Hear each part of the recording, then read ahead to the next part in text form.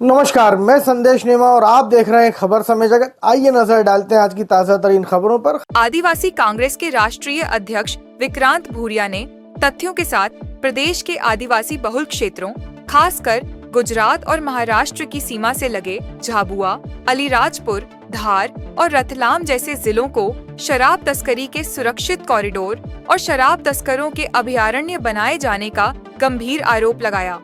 समय समय पर बड़ी मात्रा में पकड़ी जाने वाली शराब इस बात का सबूत है कि माफियाओं द्वारा कितने बड़े पैमाने पर इस कारोबार को चलाया जा रहा है। अंदर खाने से आने वाली खोजी खबरें बता रही हैं कि मध्य प्रदेश के इस दक्षिणी पश्चिमी अंचल में माफियाओं द्वारा भारत के सबसे बड़े शराब तस्करी सिंडिकेट का संचालन किया जा रहा है, जिसका सालाना टर्नओवर लगभग 20,000 करोड़ रुपए से भी ज्यादा है। क्या बिना राज्य सरकार, उसके नुमाइंदों, प्रशासनिक और पुलिस अधिकारियों की मिलीभगत या संरक्षण के माफिया ऐसा कर सकते हैं? भूरिया ने कहा कि जोबट में अभी पिछले हफ्ते ही एक ट्रक से लगभग 1 करोड़ रुपए की शराब पकड़ी गई। ऐसी कितनी खेपें हर महीने दूसरे राज्यों को भेजी जा रही हैं, इसका केवल अनुमान ही लगाया जा सकता है। हम सरकार से यह पूछना चाहते हैं कि यदि धार्मिक स्थलों पर शराब बंदी की जा सकती है, मंदिर मस्जिदों के पास शराब दुकानें नहीं खुल सकती, तो फिर आदिवासी इलाकों की समृद्ध विरासत, आस्था और संस्कृति क्या सरकार के लिए कोई मायने नहीं रखती? क्या सरकार आदिवासियों को शराब की लत लगाना चाहती है? क्या वह उन्हें शराब पिला पिलाकर उनके भविष्य और जीवन को खत्म कर देना चाहती है? वार्ता में स्वागत करता हूं। साथियों, जिस तरह की स्थिति हमारे मध्य प्रदेश की है वो हर दिन बद से बदतर होती जा रही है और जो पैसे कमाने वाले हैं वो तो पैसे कमा रहे हैं, पर जो गरीब हैं उनको पीसने का काम इस प्रदेश में हो रहा है। कहीं ना कहीं सरकार भी ऐसे लोगों का जो जनता का शोषण कर रहे हैं, जो गरीबों का शोषण कर रहे हैं, जो आदिवासी दलित पीड़ितों का शोषण कर रहे हैं, उनके साथ में पार्टनर बनकर काम कर रही है ये सरकार। साथियों, आज का जो पूरी प्रेस वार्ता है वो जिस तरह से मध्य प्रदेश में शराब का धंधा चल रहा है उससे पूरी की पूरी पीढ़ियां खराब होने का काम ये सरकार कर रही है। अभी कुछ दिन पहले जोबट में 1 करोड़ की शराब पकड़ी गई है। ये 1 हफ्ते पहले की मैं बात बता रहा हूं आपको। 1 हफ्ते पहले 1 करोड़ की शराब जोबट में पकड़ी जाती है, जहां एक तरफ सरकार कहती है कि हम धार्मिक स्थलों पर शराबबंदी करना चाह रहे हैं और शराबबंदी कर रहे हैं, और वहीं आदिवासी क्षेत्रों को पूरी तरह से शराब का अड्डा बनाने का काम यह सरकार कर रही है।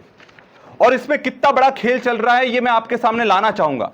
अभी कुछ दिन पहले एक बड़े पत्रकारों ने और जो हमारे समाचार पत्र हैं उसमें पूरी तरह से इसको उजागर करा गया कि किस तरह से मध्य प्रदेश में पूरा जो गुजरात को शराब जाती है उसमें रतलाम, झाबुआ, अलीराजपुर को एक सेफ पैसेज की तरह यूज करा जा रहा है और वहां से शराब निकालकर पूरी तरह से गुजरात पहुंचाई जा रही है। मेरे सीधे सीधे सवाल हैं इस सरकार से कि यह हो कैसे रहा है। एक तरफ वो कहते हैं कि हमें शराब पर प्रतिबंध लगाना है, दूसरी तरफ कहते हैं कि हमें शराब को रोक नहीं सकते हैं। और यह लेटर भी मैं आपके सामने, आपकी एक एक कॉपी सबको मैं दूंगा।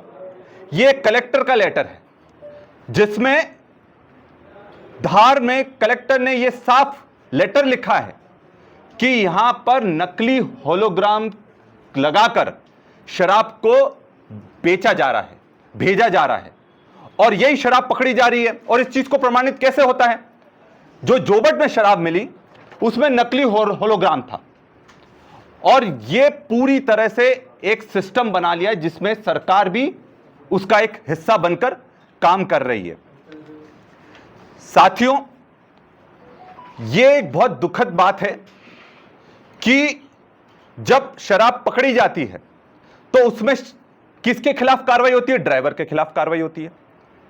मालिक कौन है, ठेकेदार कौन है, कौन लोग इसमें लिप्त हैं, आज तक पता लगता है क्या? नहीं पता लगता। ड्राइवर को केस में डालकर अंदर कर दिया जाता है, पर आज तक ठेकेदार कौन है और कौन मालिक था, किसकी ट्रक थी, यह किसी को नहीं पता लगता है, क्योंकि सरकार भी उस सिंडिकेट का हिस्सा है। सबसे बड़ा शराब का सिंडिकेट हमारे वेस्टर्न मध्य प्रदेश में काम कर रहा है, और यह उस बात से प्रमाणित होता है कि झाबुआ अलीराजपुर जिले का जो शराब का ठेका है 400 करोड़ का बिकता है। आप समझ सकते हैं, 400 करोड़। ऐसा जिला जो गरीबी रेखा में, झाबुआ अलीराजपुर को अंक तालिका में सबसे नीचे देखा जा रहा है, तो जो इतना गरीब जिला है वहां पर शराब की बिक्री इतनी कैसे हो रही है? जितनी वो बिक्री दिखा रहे हैं उतने में तो हर व्यक्ति 1-1 लाख की शराब पी जाए। तो क्या ये आदिवासियों को शराबी कहना चाहते हैं?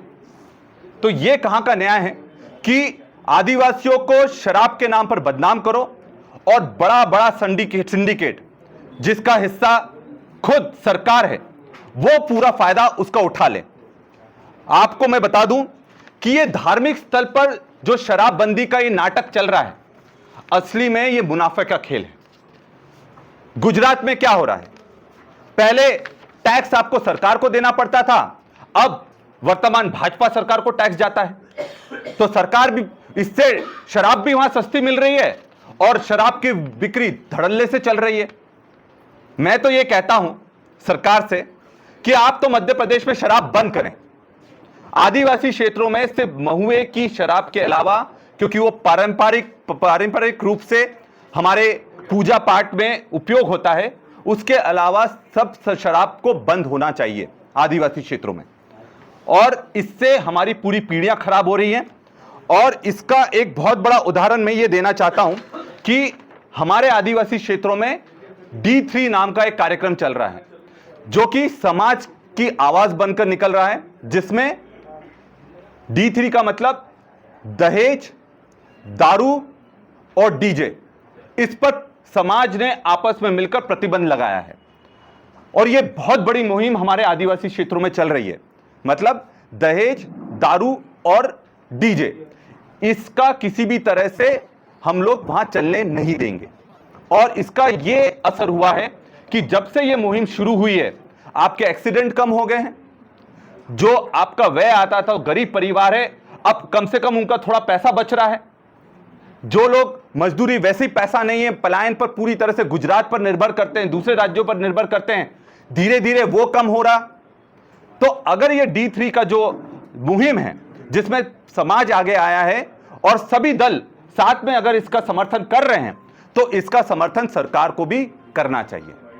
और इसलिए आदिवासी क्षेत्रों में शराब पर प्रतिबंध लगना चाहिए। महुए की शराब, जो कि धार्मिक और पारंपरिक रूप से पारंपरिक प्रक्रियाओं में उपयोग होती है, उसके अलावा सभी शराबों पर ऐसी और रोचक खबरों के लिए जुड़े रहिए खबर समय जगत के साथ। नमस्कार।